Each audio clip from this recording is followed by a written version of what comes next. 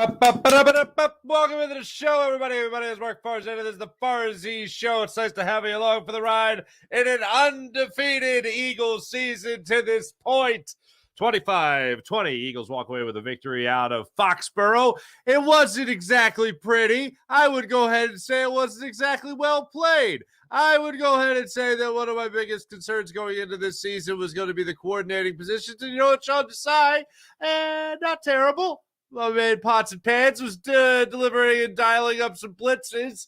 We'll get into that conversation. Brian Johnson, a little concerned there. We'll also, of course, talk about Jalen Hurts' overall performance. Jalen Carter, how he was in his debut. Nolan Smith in on a play or two while he was out there. Linebackers just getting hurt. That's not fun, but that's what happened in this game. And Jake Elliott just being money. Just being a heaping pile of money all the live long day in Foxborough. We got that to discuss. We got Nick Sirianni going for it on a let's see here, a 4th and 2. Interesting. We got the Eagles also with 3:30 left in the game. Up 5. You have an opportunity to just bleed some clock, and Jalen Hurts unfortunately fumbles the football on a draw play that just seemed dumb. Just seemed unnecessary. Just unnecessary. Oh, unnecessary. Did not like the play call at all. So we'll get into that conversation. Yes, the Phillies, did they play? They did. They did play. But I understand they played in a game. They lost 2 of 3. They lost 2 of 3 to the Marlins. I said that if they lost 2 of 3 to the Marlins, my head would explode. It has not, at least not yet. Maybe by the end of today's show, it will have exploded when I actually get to that point of the conversation. But I need to start off with something here. So Devontae Smith, he and his girlfriend, they have a baby on Saturday morning. They have a baby, beautiful baby girl, right? Then yesterday, he's catching a touchdown pass Sunday afternoon. Saturday morning baby, Sunday afternoon touchdown in Foxborough. Saturday morning baby, Sunday afternoon in Foxborough, touchdown. And a win. That's the start of the season. 1-0. That is, and listening and watching, it was John Clark that caught up with Devontae Smith after the game and talked to him about the whole ordeal. And Devontae Smith, he is the most mild-mannered, yeah, that's kind of what happens guy. I have ever said. He is just one of those guys that you would just never know it. He's a foxhole type of guy, okay? You know what I'm saying? You just never know what's going on around him because his demeanor is always the same. That's Devontae Smith. Congratulations to him and his lady friend on the young baby. And congratulations on his first touchdown of the season. If you remember, a year ago, Devontae Smith didn't even catch a ball in the first game last year against the Detroit Lions. This time he catches a touchdown pass, so that's nice to see. Playing the role of Devontae Smith this year was Dallas Goedert, who didn't even get a look until the second half.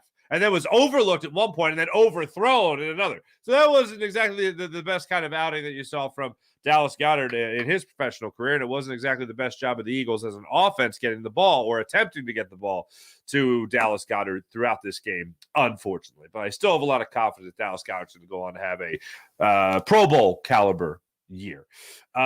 Lot to unpack from this game. One thing that did jump out to mind before I get to the meat and potatoes of the game itself. I had that hockey event on Saturday. I was out in Fishtown having a great time. Fishtown Rink, they hosted this great event. And it was awesome. So when I'm out and I'm hosting these events, I'm seeing these events, a lot of times people want to talk Eagles with you, which is wonderful. Oh, I'll talk Eagles with anybody. So this one gentleman who's working one of the concessions, he says, hey, we'll score the game tomorrow. And I say 27-21. Just what I told you, beautiful people. 27-21. Eagles win this game. Out of nowhere, someone who was not in this nice little back and forth I was having with this gentleman. Oh, come on! I swear. Okay, am I embellishing a little bit what their attitude was? But oh, come on! And I'm like, oh, yes, person not in the conversation. And he goes, why do you guys always try to be so close? Eagles are gonna blow them out. I said, well, what was your final score last year against the Lions? I think that was exactly what they said to quote. Now, I don't bring up that story to pat myself on the back even a little bit. I bring up that story because I just want to highlight that even though That was my prediction, 27-21, and it ended up being 25-20. I was wrong, bottom line of my prediction, but when it comes to the way the game played out, as close as my prediction was, I didn't think that this is the way the game was going to play out. Not in terms of the score, but in terms of how the game played. Like, I thought the Eagles were going to be up like 27-13 going into the fourth quarter, and then all of a sudden, they were just going to make it interesting. Like, I didn't think that all of a sudden the Eagles were going to be sweating it out in the last 4 possessions of the game the way they were in this one. Even though I was watching the game, and before the game, I knew it was going to be closer than I wanted it to be. I didn't think it was ever going to be uncomfortable. That's my point. I didn't think the game was ever going to be uncomfortable, and this game was uncomfortable. You scored 1 offensive touchdown. One of this embarrassment of riches that this Eagles team has. Wide receivers, tight end, running backs, the MVP caliber quarterback. You're not going to miss a beat with Shane Steichen gone. You got all these weapons. Beats missed. Now, here's the deal. It's the first game of the season, so everything is under the context, under the umbrella of this is the first game of the season. So I'm not going to lose my mind over everything in this game. I'm not going to do that. So within context, first game, did it look like they were missing a beat? It looked like they were missing a beat. So you can't get the ball to Dallas Goedert. You run the ball a lot going on. Gosh, Kenny Gainwell was your man. He was your most reliable player, especially in that first half. And he helps you out tremendously. You're only able to get 3 points out of the gate in your first possession. And then Darius Slay comes up with the interception.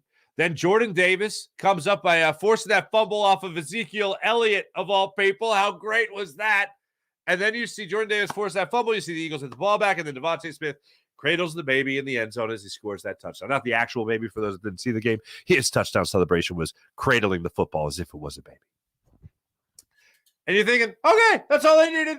Jump start. There you go. You're good to go. Clear, fumble, touchdown. Now the Eagles are going to blow them out to 37-10. Now, that's not at all what happened. That's the only time. That was the only time the Eagles offense put the ball in the end zone. I am embarrassed to say this, but I mean, I have to highlight it because I was so off on this.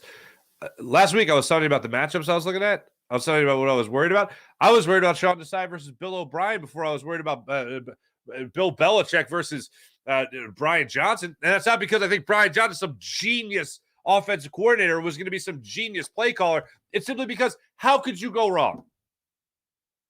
How could you go wrong? If you're Brian Johnson, even if you're a rookie play caller in the NFL, even if you're a rookie offensive coordinator in the NFL, even if you were just recently promoted from quarterback's coach to offensive coordinator and play caller, how could it go this wrong, even against Bill Belichick? You have Jalen Hurts, you have all these weapons, blah, blah. Oh, we saw how it went wrong. We saw how it went very, very wrong. That was scary. This Eagles offense, I had not seen be that stagnant since, unfortunately, the second half of the Super Bowl. But they just couldn't do anything right. Jalen Hurts tried to scramble and get yards, couldn't do it. Tried to find Dallas Goedert, overthrew him. Tried to get the ball to anybody other than Kenny Gainwell in the early goings of this one, next to impossible. And then you were able to find Devontae Smith in the end zone for a touchdown. But then after that, you just hit a wall. You got that ball on the 35-yard line of the Patriots, and you're able to complete the drive, quote unquote, and you're able to get into the end zone. Got a couple of breaks throughout the game, some bad penalty calls. I thought the Eagles were the beneficiary of some bad calls, but they needed every ounce of it in this game. I did not expect them to need every ounce of help in this game, and they got it. Now, here's the thing. In the grand scheme of things, before I really break down the top 5 things I look at in this game, here's my overall takeaway from this game. And it's very similar to what some of these guys, you'll hear from A.J. Brown coming up in a second, but it's very similar to some of what the guys were saying in the locker room, Jason Kelce being one of them, A.J. Brown, as you just mentioned, being another. But you did not play your best game. You played far from what I hope is the 2023 Eagles' best game.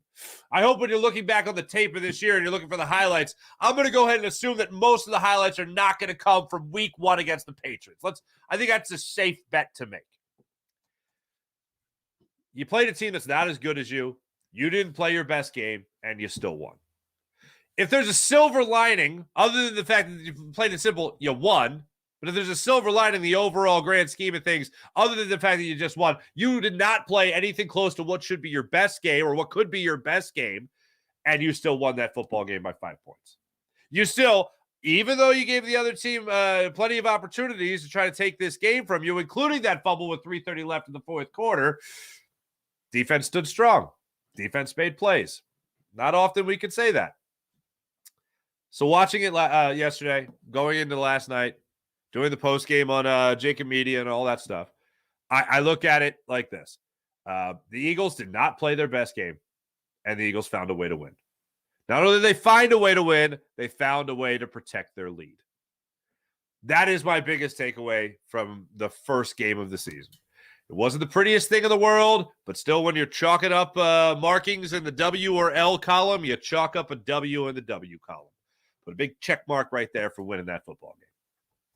Now, when you get into getting a little bit closer, I'm in no way saying at this point that Brian Johnson is overmatched and in over his head. He's unqualified for the position or anything ridiculous like that. But let's just say this. That was not the best start.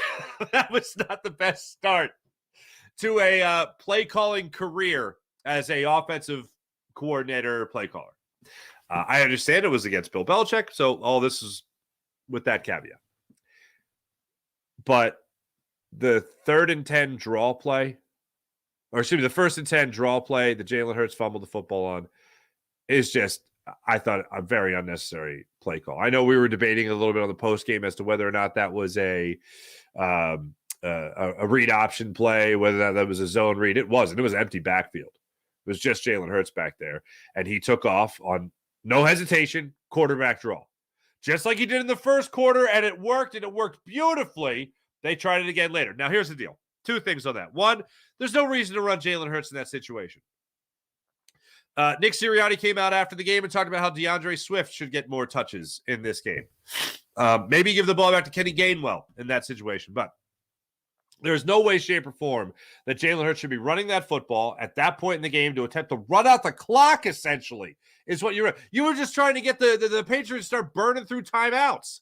And the best idea you can come up with that, Brian Johnson, is quarterback draw? No. So the Brian Johnson part of it, I don't like about that particular play call, okay? The 4th and 2 that was called later where they went for it, I say just punt the ball deep, put it in the corner of the end zone. Maybe they hate Aaron Sipos that much where they didn't even want to give him an opportunity to blow it. But I understand you make that 1st down, and I don't hate the play call, slant to A.J. Brown. Yeah, I'll take that all day. But 4th and 2, the better situation was to punt that ball and bury them deep in their zone as far as you could. As far as you could. Didn't even have to be that good a punt. You could have shanked it and still put them at their own 20-yard line. I'd take that over giving them the football on a 4th and 10 or 4th and 2 at midfield. That's not on Brian Johnson, though. The play call I don't have a problem with. So that's also, I don't have anything on Brian Johnson on that. That's more on Nick Sirianni to go for it on the 4th and 2. And I love that Nick is super aggressive. I love how aggressive Nick Sirianni has been in his head coaching tenure of the Philadelphia Eagles. But there's calculated risks. And I know everyone wants to talk about analytics and what the analytics factor into that. Sometimes you can just throw it out the window and say, well, what makes the most sense here? What's the most, not only logical thing, but obvious thing? Like, to say it was the most logical thing is almost to say that there was another logic to put in there that could have also combat the idea of whether or not you should have punted and why you should not. Forget about all that. Forget about the logic part of it.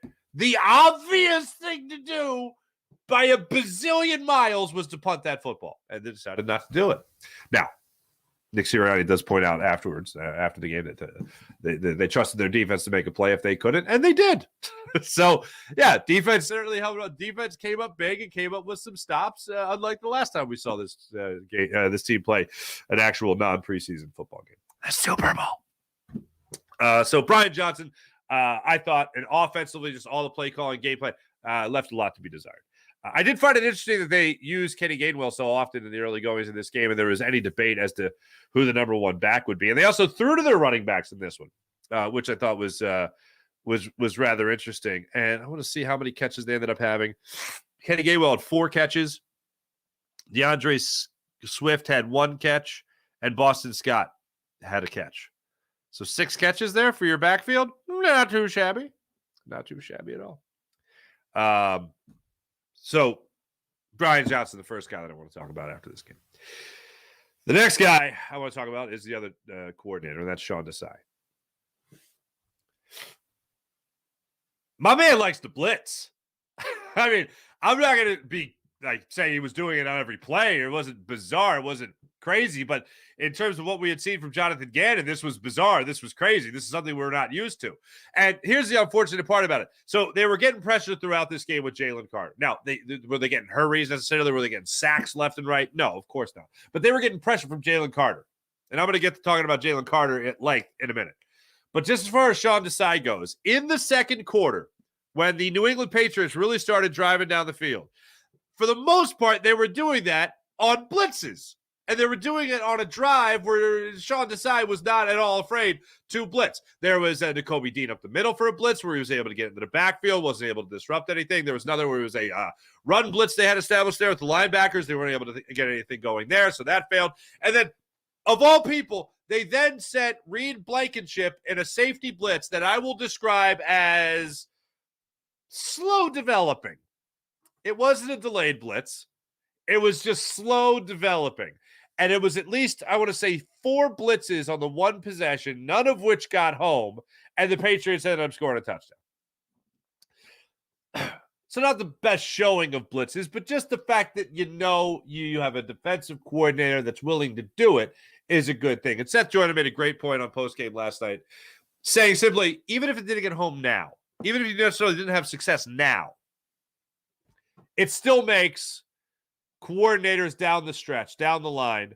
It still makes other guys on your schedule as you go on to now prepare for that type of defense that's not going to be afraid to have that kind of play or have that kind of aggression where they're willing to send guys to try to disrupt you in the backfield. It's good to at least put that in the thought process of an opposing head coach, especially when it's a franchise that most recently under Jonathan Gannon really didn't do it, especially with your linebackers.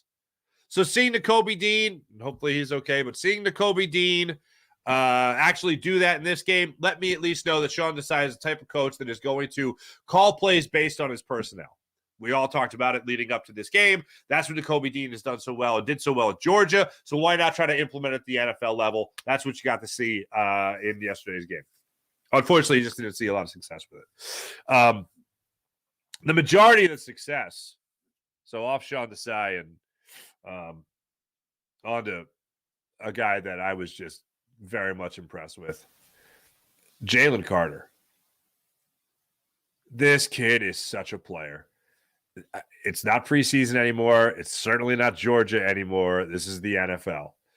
And we're going to see games from him this year where he's going to wow us with sack totals. We're going to see games this year where it'll be a multi-sack game. It'll be 3 sacks in a game for Jalen Carter this year. We're going to see games like that. But if I see what I saw today consistently from Jalen Carter, that is one hell of a successful season for a rookie. And I'm not just talking about like a sack per game and he's got 17 sacks because that's the obvious thing. I'm talking about constantly getting into the backfield and making the quarterback uncomfortable. Now, I give a lot of credit to Mac Jones in this particular game. He stepped up in the pocket well. He manipulated the pocket well. He kept good poise. He kept, good concentration, good focus. You could definitely tell a difference between Mac Jones last year and Mac Jones this year. Hence, Mac Jones with Matt Patricia as his offensive coordinator and play caller last year with the Patriots versus now Bill O'Brien, his offensive coordinator and play caller this year with the Patriots. You can see the difference. This is a guy that's going to play a lot better than the guy that played last year. This is a guy that now in Mac Jones will have that better trajectory that he had last year. But now that you actually have just an offensive-minded coach, at least with him, that'll help him tremendously. But you saw that in this game. But Jalen Carter, for the most part, throughout this game, whenever he was in, was just winning battles. In some cases, getting double teamed at the line of scrimmage, and he was still splitting the offensive line and getting in the backfield. And he'd be about a half step short of getting a quarterback hit, or a half step short of getting a sack. He was right there. Like, we talk about it a lot with linebackers. We talk about it a lot with safeties. They're always around the ball.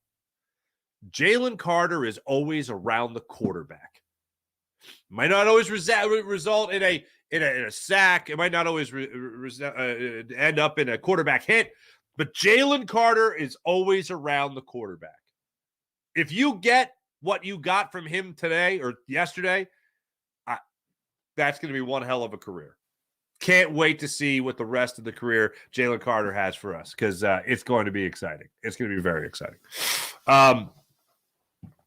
Individually speaking, continue down this path.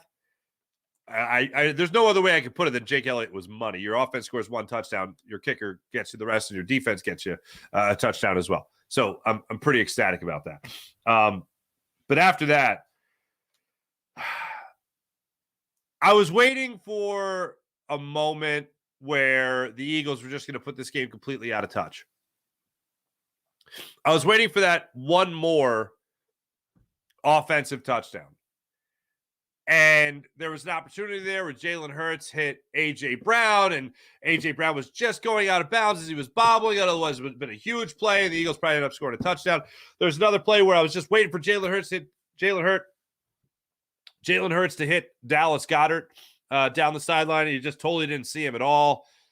He'll go back and he'll see that on the film, and he'll be upset with himself about it, I'm sure. And then he ended up overthrowing Dallas Goedert, I think, a play later.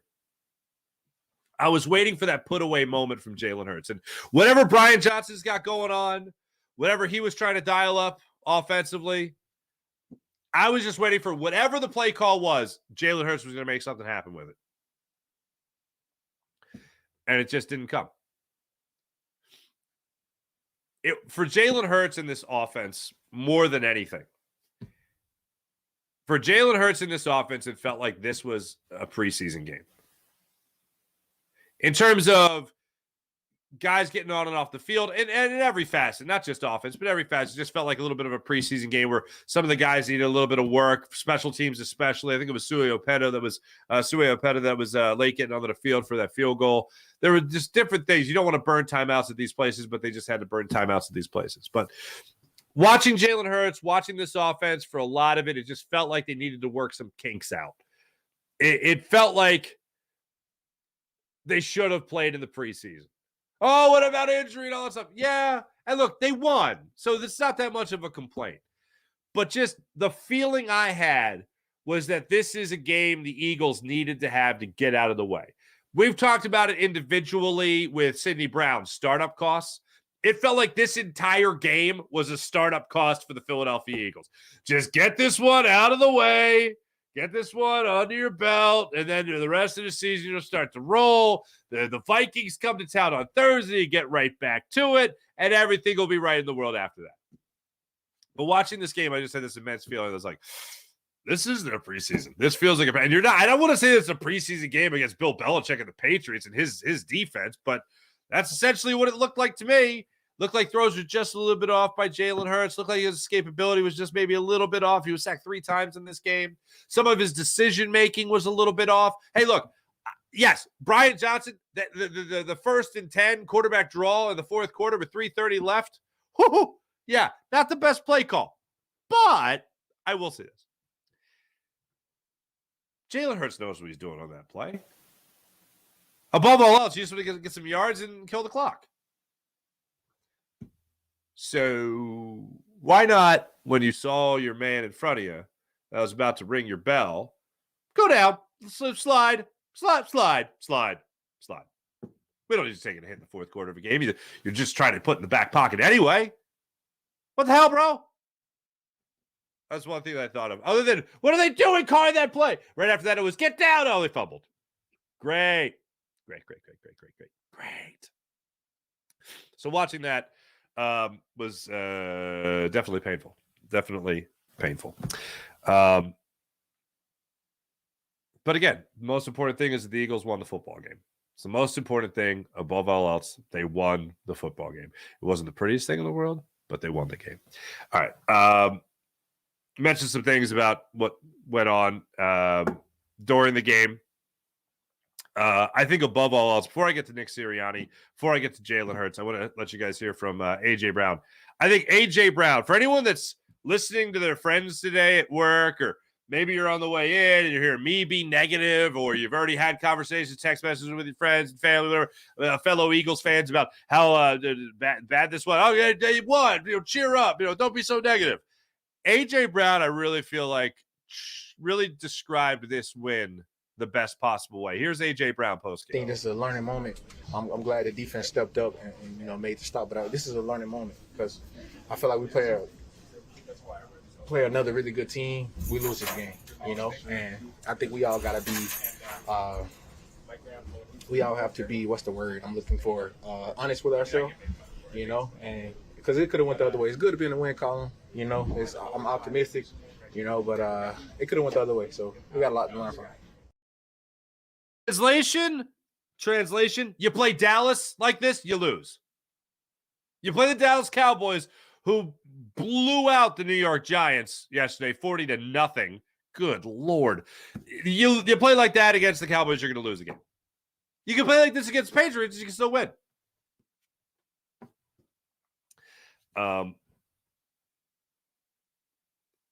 Week one. This is where we're at. I believe there's a point to this, but just hear me out. But this is where we're at. We have to say week one of the NFL season was just described as one of your top players, one of your team captains. Week one was just described as a teaching moment. This is a learning moment. That's what the preseason's for.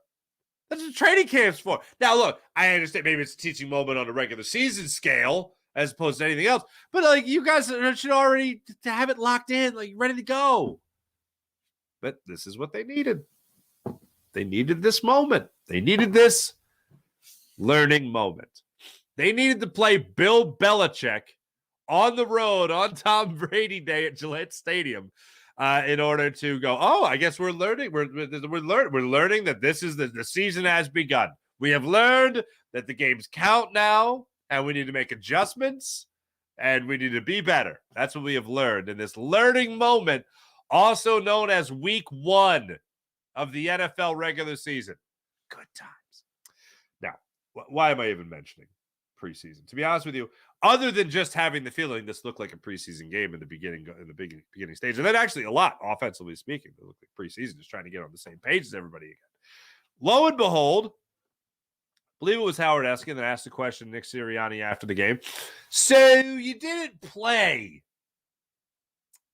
Jalen Hurts in the preseason.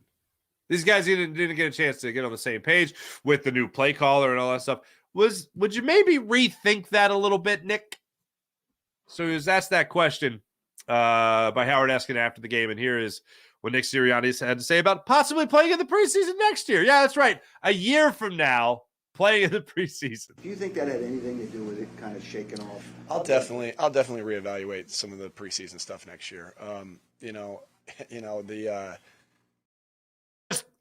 Just let me stop it right there, but I'll get back to it. But just let me stop it right there. Nick, who cares right now? In all honesty, the fact that he's even just said that much, I went, no, Nick, don't go down this road. Don't go down this road. But he went down this road. Do you think that had anything to do with it kind of shaking off? I'll definitely reevaluate some of the preseason stuff next year. I know they played the first 2 years that we were here. They only played one series against the Jets in 2022. Maybe I should have played them, a series or two this preseason. And I already wrote that in my notes. And I'm constantly self-evaluating myself. And and I'm not promising anything. And I know y'all will remember this conversation and play it, and that's okay. But I have to. I'll reevaluate that. And second thought, if I had to do it over again right now, I would say, I would have played the starters 1 or 2 drives in the preseason.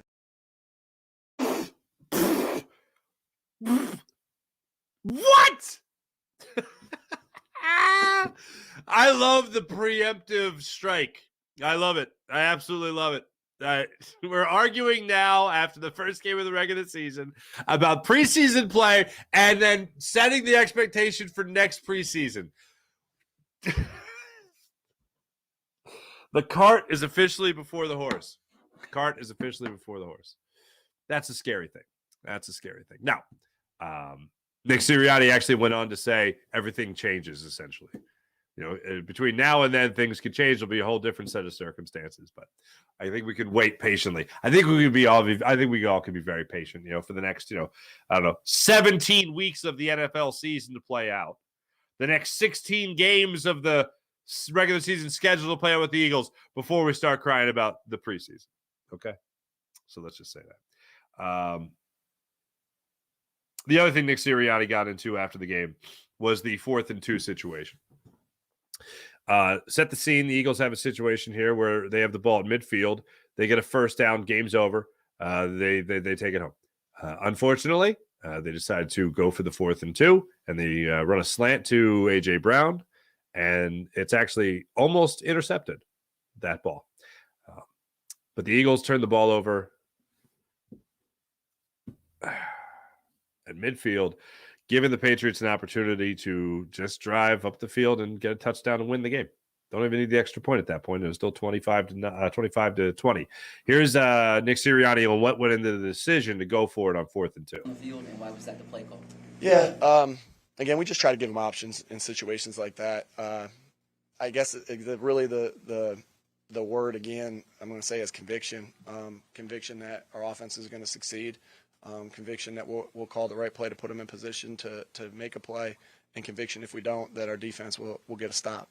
You know, it was a little bit. I know I'm going to hear it from my dad when I get on the phone with him when we land in Philadelphia and I'm driving back to my home. I'm going to call my dad. I'm going to wake him up, and I know exactly what he's going to say. The exact question you just asked me right there. So I better have an answer for him too. Yeah, it is. It is. I was convicted there. It didn't work. It didn't work. Sometimes that's going to happen. That you make that call that you feel good about, but it's about the process that you put to get to that position. I'm glad you mentioned the process because there's no doubt what goes into that process is analytics, our analytics. And I feel like I have to say this all the time. I don't hate analytics. I love information, right? But I feel like sometimes analytics do walk you down a path of overthinking something. Like mathematically, this is what the best odds are. But how in any analytical world, like I understand you get the first down, you win the game. You're literally at the 2-minute warning. You get that first down. And the game's over after that. I get that. But the more obvious thing to do, again, I'm not even saying the most logical thing. I'm saying the obvious thing. There's no other thing to do. Unless you overthink it, which is what I think the Eagles did. You punt that football. Even a shank buries them in their own territory. And then you make them go virtually the length of, let's just say 80 yards. With one timeout, I believe, at that time. What the hell, man? This is obvious. This isn't like difficult logic being applied here. This isn't quantum physics. This is a very obvious thing. Bury him! Make Mac Jones go the length of the field. Make Hunter Henry, God bless him, had an incredible game. Yeah, go ahead and make him go the length of the field. Ezekiel Elliott, Stevenson, make those guys go the length of the field. See how they do. I'm going to tell you, not good. Not good. That was mind-numbing, watching that all unfold. And I was in the green room there at Ocean Casino, and people were like, I don't mind that. And I'm like, I don't. What people were like, I don't mind that. I don't mind that. How do you not mind that? They punt it. You honestly think the Patriots offense is going to go the length of the field? I don't. Midfield. Look, if you're a little closer to field goal range, then I can kind of understand. But that just made no damn sense to me whatsoever. And even with Jake Elliott kicking the ball the way he was in that situation, no, I'm not going to kick that field goal there. No way. No way. That it just didn't make any sense. And I thought the play calling, especially in the offensive side of the football, really left a lot to be desired. And look, here's the weird part. They got 4 days to correct it. So they don't have all week. They don't have a regular normal schedule. Not throughout the entire year do they have a regular normal schedule. They don't even know what the hell that is. But they got 4 days to try to correct whatever it is they need to correct. Nick Sirianni did go on in this press conference talking about how Bill Belichick did take away a lot from their offense, how they kind of schemed Dallas Goedert out of it. They took Dallas Goedert out of the game plan. They were able to take away A.J. Brown early. At one point, they were able to take away Devontae Smith. They were able to take away the running game. So there's a lot of different things that Bill Belichick, being the mastermind that he is defensively, was taking away. And they were containing Jalen Hurts extremely well in the pocket, so he couldn't really get outside and run. Even if he was bouncing outside, he would just have to keep on rolling and rolling and rolling. He couldn't turn upfield as he did so many times last year, really throughout his career in the NFL. That big play for him, it just wasn't there, whether it was with his legs or whether it was with his arm. You can make the argument certainly about the A.J. Brown ruled reception and then take it away because he was bobbling it at the last second. You could make the argument, of course, that the play was right there to Dallas Goedert and he just didn't even throw him the football. You could also make the argument there was another play where late in the game you have Jalen Hurts looking for the deep ball to, I think it was Devontae Smith at that point in the end zone and couldn't get him the football. Overthrowing at that point Dallas Goedert, who was underneath. So there were definitely plays left out there on the field. And I'm sure when this Eagles team goes through the tape, they will see the plays they left out there on the field. But watching this game from start to finish from an offensive standpoint, I love the idea that they started out so much with Kenny Gainwell. I love the idea that they were throwing to running backs like right out of the gate. That lets you know that something was going to be different. And I was hoping defensively you would see something similar when it came to the way that Sean Desai utilized the blitz. And I did. But then it felt like everybody got away from everything. Look, when they were blitzing, they ended up marching on the field and scored a touchdown. When the Eagles were not using their running backs as much, they tend to stop moving the football. And then overall, whenever Jalen Hurts was trying to do very Jalen Hurts-like things, oftentimes, if not every time, Bill Belichick's defense had an answer to it. That part right there was very frustrating. Overall, Jalen Hurts was 22 of 23 for 170 yards. He averaged 5.2 yards per catch, and he threw the one touchdown and was sacked 3 times. His QBR was 36.4. His passer rating was 89.2. Mac Jones sacked twice in the game. From a defensive perspective, I mentioned Jalen Carter already and just the career that I think he's going to have. After the game, it was highlighted. They asked him about Jordan Davis making forcing the fumble from Ezekiel Elliott that the Eagles later turned into a touchdown for themselves. Their only offensive touchdown that they got in the short field at the 35-yard line. They picked that ball up at. Zach Cunningham fell on it. But Jordan Davis recording his first half sack in the NFL. Jordan Davis forcing that fumble. And they asked Jalen Carter about it after the game. And Jalen Carter, he lit up like a Christmas tree. He was ecstatic for what he saw from Jordan Davis. He was ecstatic what he saw from all his Georgia Bulldogs out there. And rightfully so. Rightfully so. Because those guys earned some stripes tonight. And Jalen Carter said when we saw Jordan Davis was knocking that football loose of Ezekiel Elliott, Jalen Carter said, man, he was about to cry. He was so excited. He was so happy for his fellow Georgia Bulldog to force that fumble that he was ready to cry. That's how much these guys are pulling from one another, man. It is fantastic. It is absolutely fantastic. If I'm going to push a button, between now and Thursday when they take on the Vikings, the button I'm pushing is using the versatility. It's being able to see your running backs mixed in, not just the heavy dosage of the running backs early. I know it was raining. Jalen Hurts said after the game that the weather had a lot to do with their game plan. And I think he's right on that. That's why they were running the ball. That's why they're keeping it so tight to the line of scrimmage with Kenny Gainwell because of the weather up there in New England, Foxborough. And then as the game went on, they felt like they could expand the game plan a little bit, expand the play calling. And then that's when the Patriots really started bringing it and taking away a lot of options, whether that be Kenny Gainwell out of the backfield, DeAndre Swift out of the backfield, whether that be Dallas Goedert, whether that be Devontae Smith again, whoever it might have been, they were able to take away what the Eagles were looking at. And it got asked a bunch of times in the locker room, and we talked about it on postgame, but one of the things Bill Belichick always likes to do is take away that one thing. You might do that one thing particularly well, and he takes away from it. It felt like they were multiple choice. It's not that, we'll take away that. Not that, we'll take away that. We'll take away that. We'll take away that now. A varying variety of whatever Bill Belichick felt like you were about to go to next, he was taking it away. Maybe that's the lore and the aura and the mystique of going against Bill Belichick, because it certainly seemed like that was playing out through the entire game. Maybe if weather-wise it wasn't such a rainy day in Foxborough, maybe you're using more of your game plan, more of your playbook. But I think you'd be a little bit more prepared for rain, I'd hope, at the NFL level. Maybe not. Maybe not. But that's what I was at least hoping for.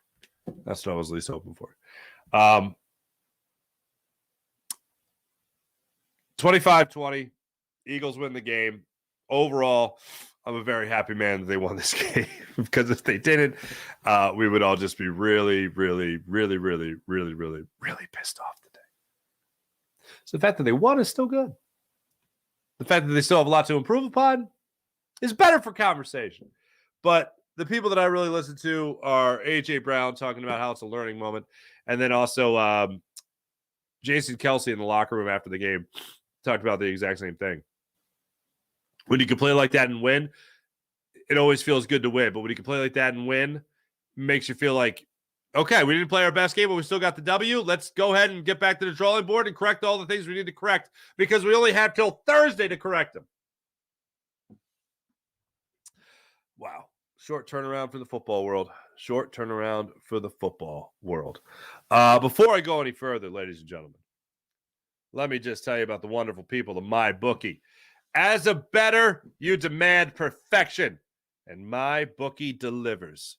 NFL, college football, brand new cash out system gives you options to bet and win all season long.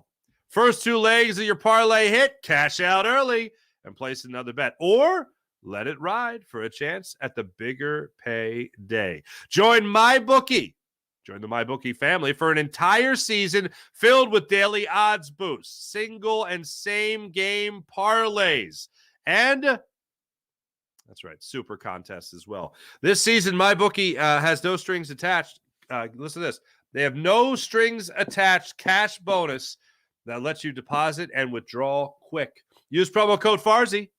That's promo code Farzy on a deposit of $50 or more, and you can receive up to $200 in cash instantly for your MyBookie account. Bet your deposit amount once, and you're ready to withdraw it anytime, again, using promo code Farzy to claim your cash deposits bonus. You can bet anything, anytime, anywhere, only with MyBookie. So bet your deposit amount once, and you're ready to withdraw anytime again when using promo code Farzy to claim your cash bonus deposit. That is pretty incredible. You can bet anytime, anywhere, on anything with MyBookie and MyBookie.com. So make sure you guys check out MyBookie. Download the app right now and have yourselves a good time. All right. For those that watch the Fightins post-game show, my apologies. We couldn't do one. I was doing pregame for Jacob Media, same network I do the Fightins post-game show for. Was just getting done Eagles pregame. We ran about 30 minutes long. And then just as the Phillies were blowing it, literally how it happened was Mike Missinelli came in our green room. And he goes, Farzy, you'll love this one. And I was like, hell yeah, what's that, Mike? And he goes, you see the Phillies recently? I said, I saw it was a really close game. They were up 3-0, and then all of a sudden it was 3-2. He's like, try down 5-3. I'm like, what? And then it was like, oh, game over. Stott just struck out. Like, that's how I found out. So I said to Xander, who does a great job producing Jacob Media, I said, hey, Xander, let's do a quick 10-minute post-game show. I'll just react, even though I haven't seen a damn thing of the game. Let me just react to it, just so people know that I'm pissed that they lost, and I'm still thinking of them. And I was going to do about a 10-minute hit, and then literally it was 4:25. So I would have missed kickoff. I would have missed the first 5 plays of Kenny Gainwell. But I was thinking of you. Kyle Schwarber comes out. 1 pitch gets first of all, Ranger Suarez, what a 20-pitch first inning, gets out of it, doesn't allow a hit till the 7th inning. So Phillies look like they're about to win this series as they should against the Marlins. And then it was a catastrophe. Then they just fell apart. First, the good stuff. Scoreless first inning for Ranger Suarez. Then 2 pitches into the Phillies at bats, they're up 2-0. Kyle Schwarber gets the single. Trey Turner gets the 2-run home run on the first pitch he sees. So the next thing you know, Phillies are up 2-0. Hey, they got this. No problem. And then they didn't get it. Oh, boy, did they not. And I watched the extended highlights of it. Sir Anthony Dominguez getting rung again. Just not fooling anybody. Just another home run belted into the center field bushes. And the Phillies just had no answer for it. Nick Castellanos, good to see Nick Castellanos get another RBI in this one. Came up big in that 8th inning. Phillies weren't able to get anything after that. But now you got the Braves for a doubleheader today. And then you got 2 more games against the Braves. You got 7 games in total left against the Braves. The Marlins games where you're not facing Sandy Alcantara, you're supposed to win those games. The Marlins games where you have Ranger Suarez going up against a bullpen game, you're supposed to win those games. Not this time. So now you're left, to make us feel good here, you're left with this. Here are the current wild card standings as they are this morning. Phillies 2 games up on the Cubs, who did get back to their winning ways yesterday. Phillies 4 games up in a wild card spot. They're 2 games ahead of the Cubs. Cubs are 2 games up on the Diamondbacks, who are now only a half game up on the Marlins. Then the Giants and the Reds are a game and a half out of wild card contention. This is the world we live in right now, ladies and gentlemen. It's scary. It's very, very scary. And then coming up in this series with the Braves, starting 1:05 today, then 6:40 tonight, Taijuan Walker gets the start against Charlie Morton, and then Michael Lorenzen starts the night game. Braves still have yet to schedule a starter for that one, but that's where we're at. That's where we're at. You got these 4 games against the Braves. Then you go on the road for 6 games, 3 against the Cardinals, 3 against Atlanta again, before hosting the New York Mets and the Pittsburgh Pirates. That'll be a total of 7 games, 4 against the Mets and 3 against the Pirates. Just please, I beg. I'm begging. I'm groveling. Don't blow this. Please, please, don't blow this. They're going to blow it. No, they're not going to blow it. They're not going to blow it. Didn't exactly feel good yesterday, seeing that box score after the game. And then, of course, watching the highlights when I got back home going, oh, this sucks too. This sucks worse. This is bad. This is very bad. But nonetheless, that's where we're at. So hopefully the Phillies turn it around and get back on the winning track today against the Braves. Like I said, 1:05 start time, and then 6:40 tonight. So we'll cross our fingers that some better things happen there.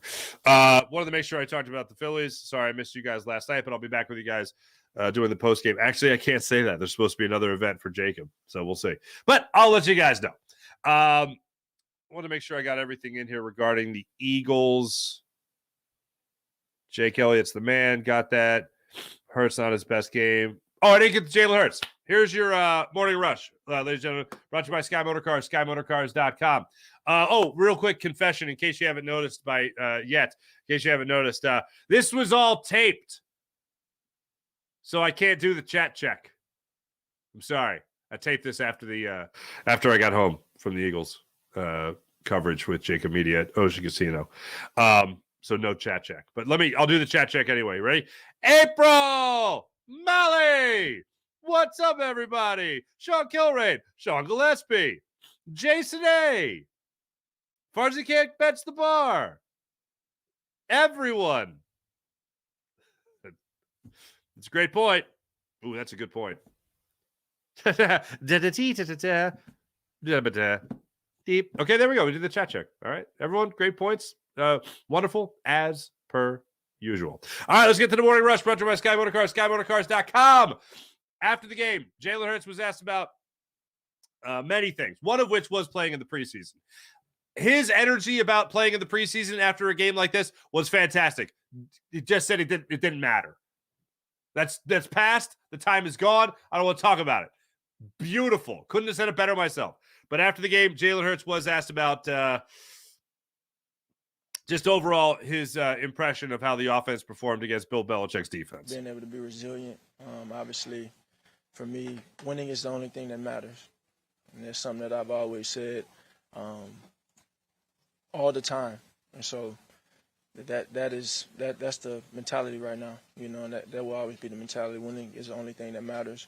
I think we obviously have things that we need to work on. I have to be better in those situations when the ball is in my hand, and I take full accountability for that. But the good thing about it is we get the opportunity to play on Thursday. There's another baseball reference right there. It's like being a bullpen pitcher. He just gets to go right back out there, like basically the next day. By football terms, 4 days later is like the next day. He also went on to praise the defense, and he also went on to praise Jake Elliott for just being, as I said earlier, the money man. And that's what Jake Elliott was today. Looking at his final, he was 4 for 4, kicking field goals. His longest field goal of the day was 56 yards. And it was a thing of beauty. Also, people showed some disrespect, I feel, to Jake Elliott by saying he doinked one of them. No. If he hits the uprights and it goes in, it's not a doink. A doink implies a miss. You know what it was? Bank shot. He's just showing off. That's how special he is. But yeah, that's what he was able to do in yesterday's game. He did miss an extra point, unfortunately. He did miss an extra point. But he accounted for 13 of your 25 points. Holy Stromboli. Can't make this stuff up. But here's what's good. The Eagles started out their season 1-0. Now they're going to be taking on a Minnesota Vikings team coming up Thursday night that is coming off a very, very tough loss to the Tampa Bay Buccaneers. The Minnesota Vikings lost 20-17 to the Bucs. Kirk Cousins, 344 yards, 2 touchdowns, 1 interception. Justin Jefferson, he's good at catching footballs, except not against this Eagles secondary, so we'll see how that works out on Thursday night. 9 catches for Justin Jefferson, 150 yards through the air, but not a touchdown. Not a touchdown. A lot of people were worried for their fantasy teams about Mike Evans and what he was going to bring to the table this year. Guess what? 6 catches, 66 yards, and a touchdown. Just like that. And Baker Mayfield getting the start through 2 touchdowns for Tampa in that one. All right, let's get to the thing that's going to pain me the most to talk about, but I got to talk about it because you know what, folks? What's right is right. 2 things. 1, San Francisco 49ers came up huge yesterday. The San Francisco 49ers took care of business. They beat the Steelers 30-7, embarrassing that team. The Commanders won, so they beat your favorite Jonathan Gannon 20-16. That's a shame. And then finally, yes, this is the one that pains me the most. Well, I guess half of it's good because that means the Giants suck more than I thought. But the Dallas Cowboys winning 40-0 over the New York Giants yesterday. Dak Prescott, not overly impressive numbers, even a little bit. 13-24 for 143 yards. His passer rating yesterday was actually lower than Jalen Hurts's, but his QBR was a lot higher. But anyway, Tony Pollard got you 2 touchdowns on the ground, and then really the defense took over as well. Defense was really good yesterday. Micah Parsons came up with a sack. Chauncey Golston came up with a sack. Osa Jabehabaha, he came up with 2 sacks. And Dorrance Armstrong also came up with 2 sacks for the Cowboys defense yesterday. Daniel Jones continues to prove my lifelong theory that he sucks. And yesterday he got sacked 7 times in total, only threw for 104 yards and also threw 2 interceptions. I continue to not have any respect for Daniel Jones as a quarterback of any football team. So that's fun. Thanks for watching. Thanks for listening. I'll be back live with you guys tomorrow. Hope you enjoyed me on tape delay. Jim Hyder produced the program. Did a wonderful job as per usual. Hey, Eagle, folks, it's been a lot of football coverage for me. I had to ignore my baseball team all day yesterday. But you know what? I'm a little loopy for it all. And guess what? Bonus me later this morning on Fox 29 as well. So just keep on going, man. Just keep on going. Jim Hyder produced the program, did a wonderful job. As per usual, my name is Mark Farzy. This is the Farzy Show, presented by our friends at MyBookie and MyBookie.com. Make sure you guys check them out at MyBookie. All right, be back with you guys tomorrow. Have a wonderful rest of your day, and go Phillies.